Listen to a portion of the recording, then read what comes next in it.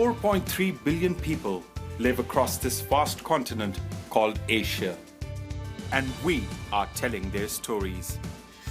On this edition, making a moving statement. Inside the colorful world of Pakistan's truck artists.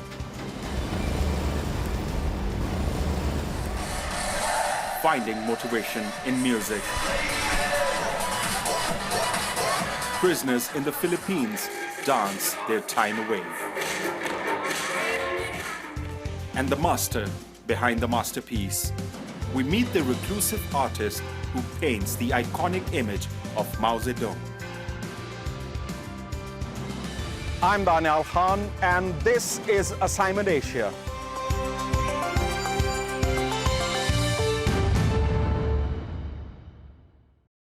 Welcome to the program. Sometimes art can be found in the most unlikely of places. Here in Pakistan, truck drivers take great pride in their vehicles and are willing to pay a lot of money to show them off. They hire artists to paint designs on their trucks. Many of them are true masterpieces. I traveled to Lahore, where I met the man who is said to have started it all and has inspired many others.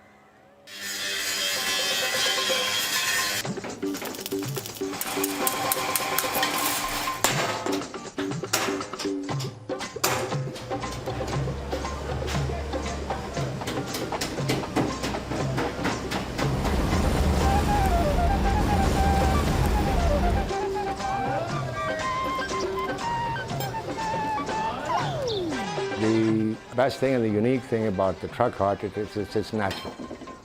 They come from the people who actually do it and what they feel and what they want to put across and the kind of messages. And they see things, they will actually grasp them. They understand the meaning behind them. They will do it with a meaning. The swirls, motifs, and patterns. Intricate paintings of animals, flowers, and people. Art inspired by movies, religion, and yes, even politics. Monsters of the highway that are visual tributes to all things Pakistan. Driver Sadiq Baloch has just given final touches to his truck in Lahore. We try our best to make our truck better than the other trucker. We often find ourselves comparing our trucks to each other's. Everyone wants their truck to be the best. On his truck, Baloch proudly displays this blown-up picture of Mahmud Khan Achakzai, a prominent political figure from his home province of Balochistan. We decorate our trucks for the same reason people wear good clothes, buy new shoes, and eat good food. They enjoy it. We enjoy decorating our trucks. The result, a chorus of colors on an otherwise monotonous highway. A tradition with roots believed to date back more than 90 years. In the 1920s, craftsmen made horse-drawn carriages for nobility. Finely carved and painted, the artists from eastern Punjab who worked on them were themselves descendants of those who decorated many great palaces and temples during the Mughal Empire. When it comes to modern-day truck art, their basic rule is the flashier, the better.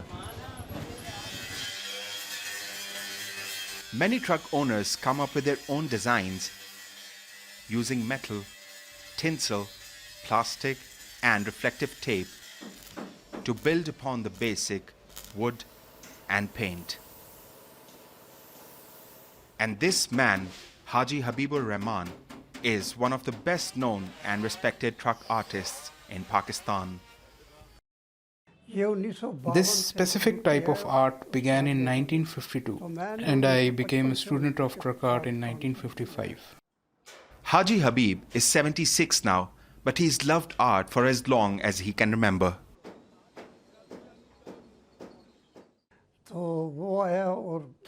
I was a small child and was studying in grade 2. One day my cousin came to our house and asked for a pencil. I found one in my brother's school bag. It wasn't sharpened. He made me sharpen it and then asked for a table. We were poor and did not have a table, but I remember we had a small stool, but that was quite wobbly. After that, he asked for a paper. After I provided him with all the materials, he then started drawing. I remember he made a reindeer, a cat, and lastly he made a picture of a small child in a praying posture. I was so thrilled that I began drawing similar sketches at home and school.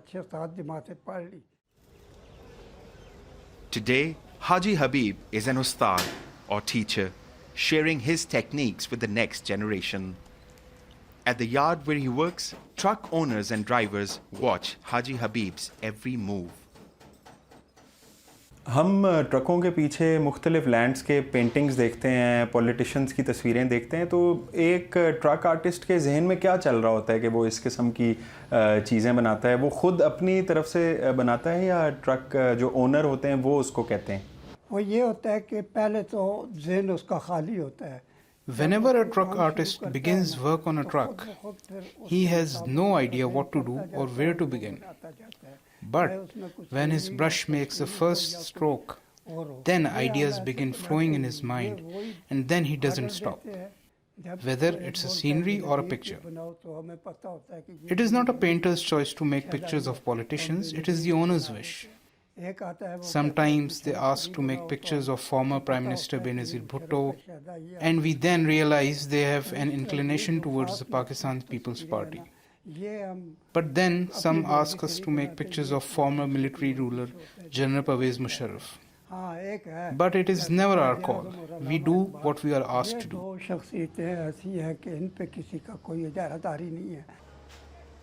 But painting a truck isn't a one-day job. It takes about 2 months and requires a whole team to prepare the truck before the artist goes to work. And it can be quite expensive. It all depends on how much an owner is willing to spend on his truck. The minimum amount that we charge just to write poetry and make a few flowers is 10,000 rupees. Then, if he wants to further beautify it, we charge around 60 or 70,000 rupees.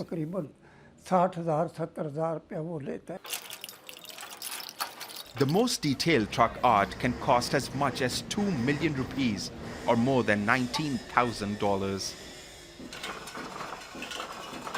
Sadiq Balod says the money and care that go into his truck is far beyond measure. Our trucks are our only source of livelihood, and they feed our children and will remain with us for generations. After every trip, we get a little something done to the truck, which adds to its beauty. I've spent almost 180,000 rupees on decorating my truck so far. That's $18,000. Truck art, seen all over Pakistan and different regions of the country, have their own distinct techniques. This is Lahore's biggest truck producing market. Here they are fixed, painted and loaded with goods before they make their journey all across Pakistan. Salman Pirzada, a renowned art critic, says it's much more than just an art form. It comes from the grassroots. It comes from the soil. The people who drive trucks, who paint trucks, people who sit on the trucking addas, they're not sophisticated. They're not this other lot of book-read artists. Their conversations are very different from the kind of lingo spoken by people, students who go to colleges. They're in a whole different stratosphere. As you know, there's a very big kind of a dividing line in our culture.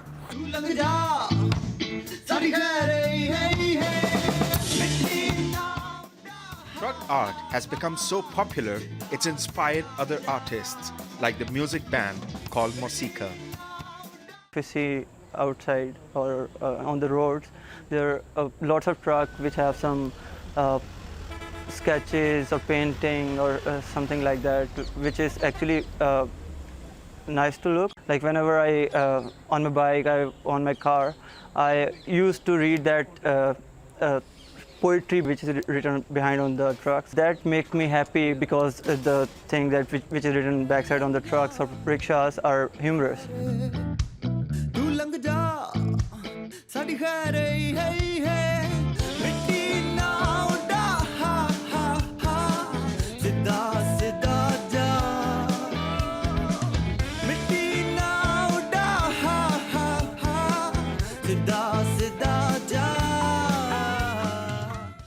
They were so mesmerized by the words and poetry they saw on the trucks, they wrote a song about it. Their latest single, Tu Lang Ja Sadi Khaire, is making it big in the Pakistani music industry.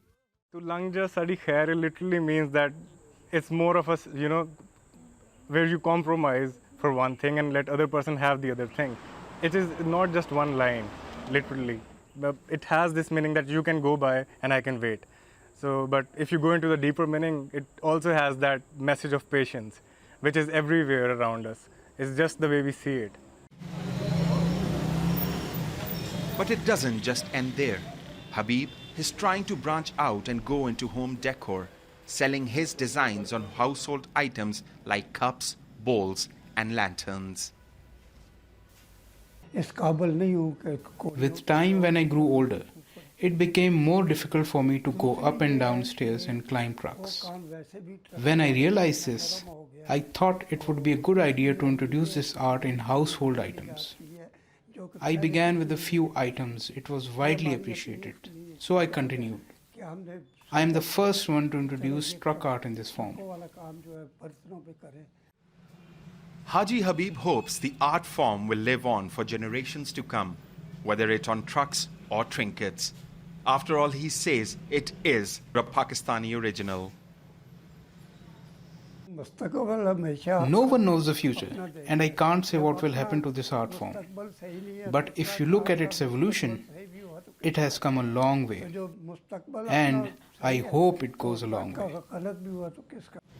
With dedicated artists like Haji Habibur Rahman and his team, this tradition is finding ways to stay relevant and omnipresent in Pakistani culture.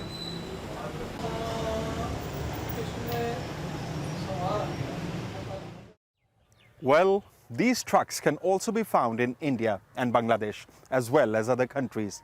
But as you just saw, here in Pakistan, it's turned into something of a cottage industry. Still to come on Assignment Asia. We meet the men who are practicing their dance moves while doing time in the Philippines.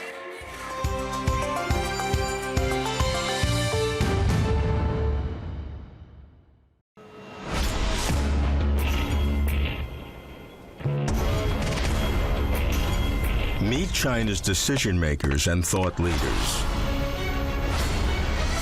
See them in action, hear their views, debate their policies. Meet China's leaders with me. I'm Robert Lawrence Kuhn.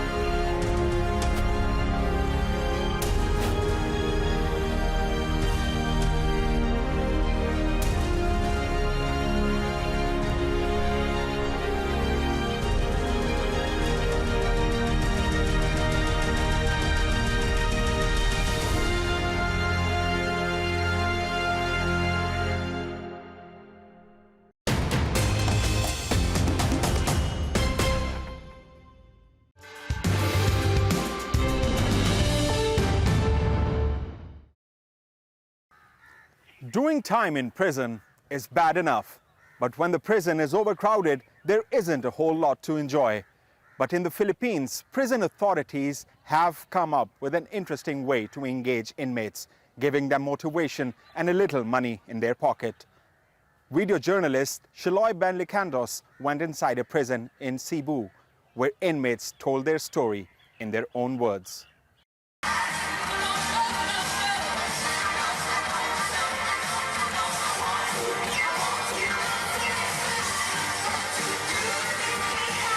Pag human og sayaw, lipay ako sa tanang panahon tungod kay kusang loob sila nga mo duol nako nga magpa-picture. Tuwa pa ko sa laya, dili na sila makabasa-basag duol nako kay makaingon sila usa ko katulisan o usab ako ka mamamatayng tao.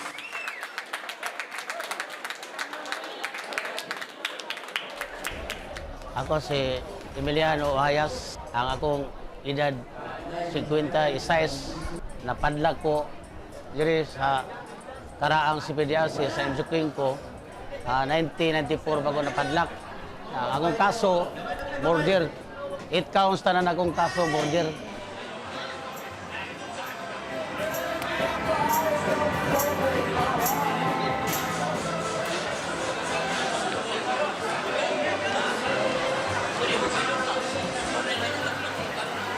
So, dito pa mi sa karaan nga jail sa Injuking ko. Huot kami dito. Ang usa ka brigada gud mosulod og 275 nya ang amo lang gibalay-balayan dito sa ibabaw gi lautingan. Muto nga ang mga tao sa mga tuyo sa babaw nya ang mga singod lagi mo nuo nga do sa ubos. Ang ubang tawo dito matun-an tawo sa singod mo na nga ang akong posisyon dire sa bilangguan si Cabo Minarya. Ako mo'y nagdaha sa upside Kalinaw rin sulod. Na nasa ko yung mga minarya nga sako. Muna sila yung nag-monitor sa matag silda.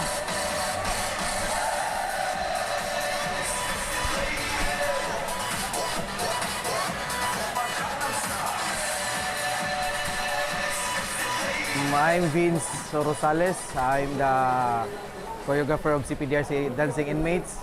Pag tudlo gid ako first dire, di pa gyud kibaw ang mga tao asang wala, asang tuo. Year 2006 para makibaw gid sila una na mo marching. So gi-separate na mo ang wa kasod og eskwelahan, high school, undergrad, na graduate nga high school, na college, amos lang gilain-lain.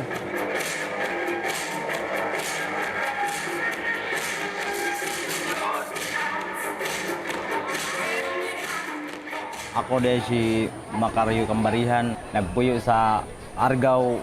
Akong kaso, 2 counts, murder. Dugay na ako dari, 12 years and half. Naami gigampanan nga patakaran, gikinahanglan nga ang pagrespeto sa usag-usa, maogi matigbabaw ning dapita. Pero lagi uban nga gahi gyud guys tanan kay ano kunong pasayawon sila ning dapita nga preso na sila. Dancing is a part of the process in the rehabilitation of prisoners. There are 2 aspects actually, the physical aspect as well as the mental or spiritual aspect. You know, life in prison is boring. They eat, they sleep, there is physical count. If prisoners dance, they unite, they coordinate, and they're disciplined. Instead of fighting against each other, they work together. Ako nagtudlo ko, gilabay kong t-shirt, usahay na yung mga trash talk, na pahawa na sir, kay kapoy na magsigsay-sayaw da. Gusto mi nga, bisyo lang mi diri. Kato mga tayma nga, pag-practice na gid nako diri, nakahilak gyud. Practice mi buntag, alas 7 hangtod sa alas 8, and then hapon na sad, sayaw na sad mi. Labi na gyud nang kananay bag-o. Nindot kayo nga mong hunahuna tungod nga isigukod sa among stepping nga makamahuan. Nanay mo bisitan mo diri, nagkalain-lain lang mo bisitan mo diri. Mekano, Koreano, mga Negro, ano diri. Namo bisita ang hapon. Una mari diri kay mo tanaw sa mga dancing inmates. Una nga kami salamat sa mga dako. Sa bisan sa among sayaw na maoy pakuha na mo ba kadasig. They dance not for the sake of dancing. They want to improve because they know that people are watching them. They must have felt that they're important. But let's do justice to the prisoners who dance. They must not be exploited. They must also be given some compensation for a job well done. About sa income, sa donation, nami ka Treasurer's Office, muanhi diri na yung mga bisita, muhatag og donation sa mga inmates. So, ang mga inmates, nalas lang income, labi na gyud ug mulaya sila. The art of dancing is the antidote against criminal minds. The inmates of the CPDRC must have felt that, after all, they are not useless people. Na kami salamat sa migda ko nga bisan tuod kami nabilanggo ana pa di taong nagpakabana namo.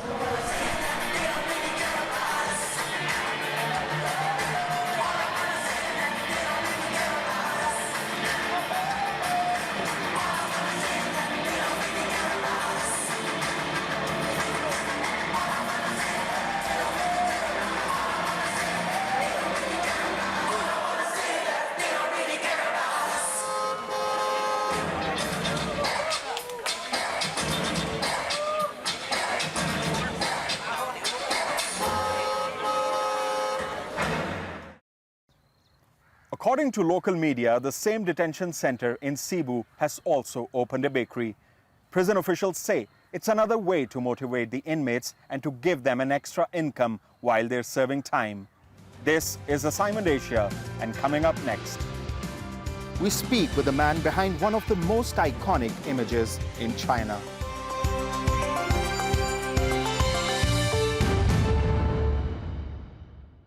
From emerging powers to expanding partnerships, from fighting poverty to combating climate change, booming economies, war-ravaged nations, and everything in between.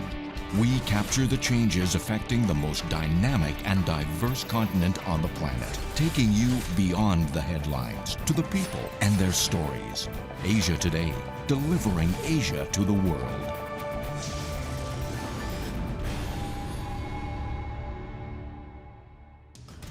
Hello, I'm Anand Naidu in Washington, D.C., and this is The Heat. The Heat. Well, joining us now from Baghdad, the international talk show from CCTV America. In-depth debate. We were left with no choice but to activate the military. Israel wants to divide and conquer. Strong opinion. I won't answer that ridiculous question. Critical stories. It's been described as a war zone. The Ebola virus is spreading at an alarming rate. Major issues. But now they've got a chance to feel part of Scotland, an independent Scotland. Presidents. China's rise in the future is inevitable. Advocates. I think it's a very, very regressive state for women. Newsmakers. The ride itself is immensely physical. And a challenging host. Okay, so let me remind you again that they call Native Americans, not Red Indians. The Heat, the political talk show that covers the world. CCTV America, taking you further.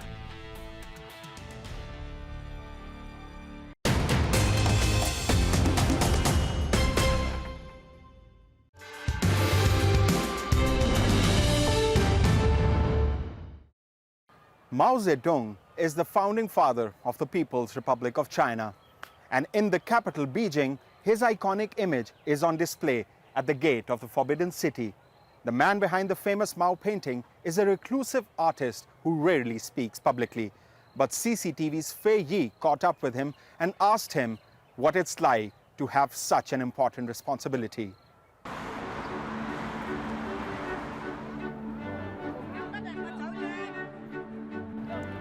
Every year, millions of tourists come to Beijing. Many of them stop to take their picture in front of Mao Zedong's portrait outside Tiananmen Gate. But what they might not know is that the iconic painting itself has a lot of stories to tell.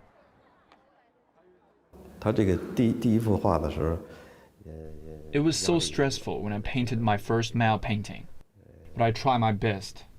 People around China are all very familiar with Mao's face.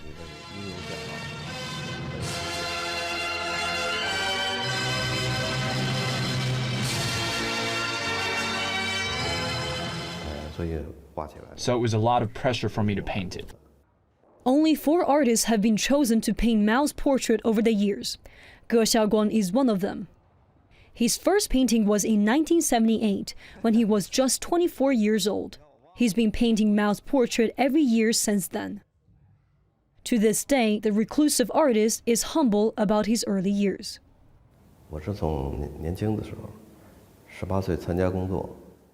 I started working as a painter when I was 18 years old at the Beijing Fine Arts Company. That's where I began to learn to paint large-scale portraits like Chairman Mao and other leaders. I think it was fate that my bosses chose me.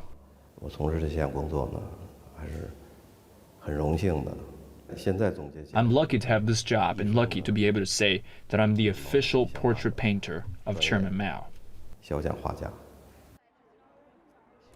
The unveiling of a new Mao portrait is a tradition that goes back to 1949, when the People's Republic of China was founded. Every year, a new portrait goes on display ahead of the National Day in October. Over time, Mao's look evolved in his paintings. The first showed him with his signature cap and wool coat. He's appeared very serious, with a fatherly look, and even showing a faint smile. For the artist, the challenge is to capture the history of modern China and represent that story all in a single portrait. Throughout the years, there had been several versions of Mao's portrait. The government changes the portrait according to different circumstances and political needs. There was a period where the painting of Mao only showed 1 year. It was a nice portrait, but we were afraid people would feel uncomfortable seeing Mao like that, so we had to modify it. Then we tried to find more pictures of Mao, and finally decided to use this one. But if you look at this picture carefully, Mao doesn't have a straightforward pose either. He turns to the side a little bit, which is more dynamic and vivid. Ge says he gets inspiration from official photographs, books, and videos of Mao Zedong. But beyond the artistic considerations, there are other things he's had to think carefully about. The painting has to face the problem of wind, rain, and sunshine all around the year, and has to adapt to the change of light throughout the day. We have to consider this entire thing before we start painting. So we have to study and analyze every aspect of it to prevent the distortion of the color. That means choosing the right paint that can stand the different weather conditions. Being one of Mao's portrait artists is a distinction that carries a high honor. And for Ge Xiaoguang, having that honor gives him great satisfaction. Chairman Mao is not an ordinary person. You have to paint with deep understanding of his spirit and his connection with the Chinese Revolution. What I'm doing is not just art, it's beyond art. The significance of this portrait carries the same weight as our national flag and emblem.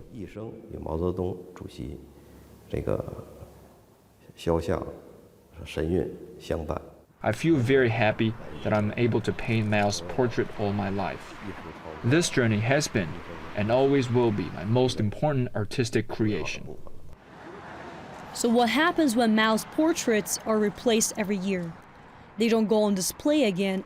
In fact, they're painted over with white paint and destroyed. The idea being they're a national treasure, and once they're no longer on display, they go out of public view forever. For Assignment Asia, I'm Fei Ye in Beijing. Well, that's all the time we have for this week. You can also share your thoughts and contribute story ideas for future shows by contacting us on social media. I'm Daniel Khan. Thanks for watching, and join us again on Assignment Asia.